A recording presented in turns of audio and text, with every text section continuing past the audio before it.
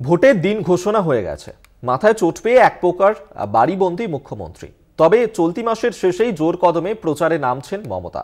31শে March নদিয়ার কৃষ্ণনগর থেকে প্রচার শুরু করছেন তৃণমূল সুপ্রিমো। দল যে মহুয়ার পাশে এবং বিজেপির বিরুদ্ধে এজেন্সি তৎপরতা তৃণমূলের অন্যতম হাতিয়ার, তা স্পষ্ট করে দিতে চাইছেন মমতা। প্রথম, দ্বিতীয় বা তৃতীয় দফার কোনো কেন্দ্র নয়, চতুর্থ দফার একটি কেন্দ্র থেকে ভোট প্রচার শুরু করছেন মমতা।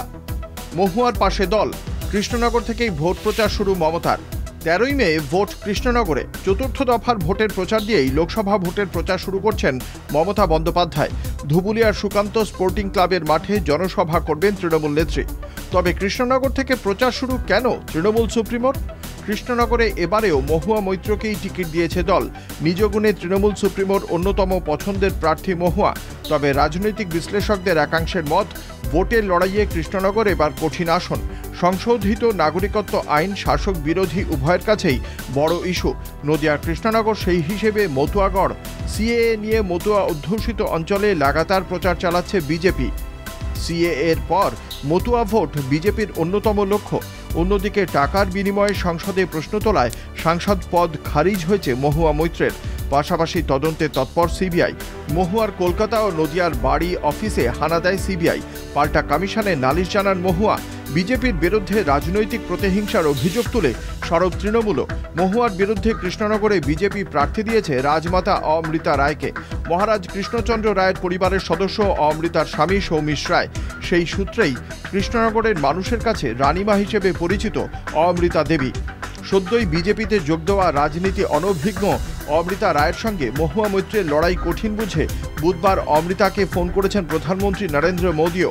এই পরিস্থিতিতে মহুয়ার পাশে থাকার আরও কড়া বার্তা দিতে কৃষ্ণনগর দিয়েই প্রচার শুরু করছেন মমতা। মুখ্যমন্ত্রীর জনসভা নিয়ে সাজো সাজো রব ধুবুলিয়ায়। সুকান্ত স্পোর্টিং ক্লাবের মাঠ পরিদর্শন করেছেন বিজ্ঞান প্রযুক্তি এবং জৈব প্রযুক্তি দপ্তরের মন্ত্রী উজ্জ্বল বিশ্বাস। মুখ্যমন্ত্রীর সভায় 1 লক্ষ জনসমাগমের চ্যালেঞ্জ নিয়েছেন কৃষ্ণনগর দক্ষিণের বিধায়ক।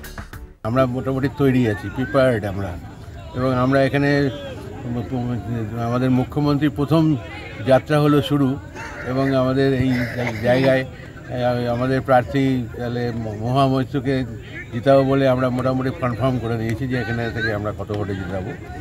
এবং কৃষ্ণনগর 2 আমাদের বিধানসভায় এখানে সব থেকে বেশি জনসংখ্যা হাজির করে দিয়ে আমরা বুঝিয়ে দেবো যে এখানে যে একটা বিধানসভায় যদি এই হয় তাহলে অন্য জায়গায় কী হবে। কৃষ্ণনগরে সভার পরের দিনই 1 এপ্রিল বহরমপুরে ইউসুফ পাঠানের হয়ে প্রচার করবেন মমতা। বহরমপুরে তৃণমূলের প্রার্থী ঘোষণার পরেই বহিরাগত ইস্যুতে সুর চড়ায় কংগ্রেস। ফলে 2 ইন্টারেস্টিং কেন্দ্র দিয়েই প্রচার শুরু করে মমতা বুঝিয়ে দেবেন বিনা যুদ্ধে নাহি দিব সুচ্চগ্র মেদিনী। অভিজিৎ ভট্টাচার্যের রিপোর্ট, কলকাতা টিভি।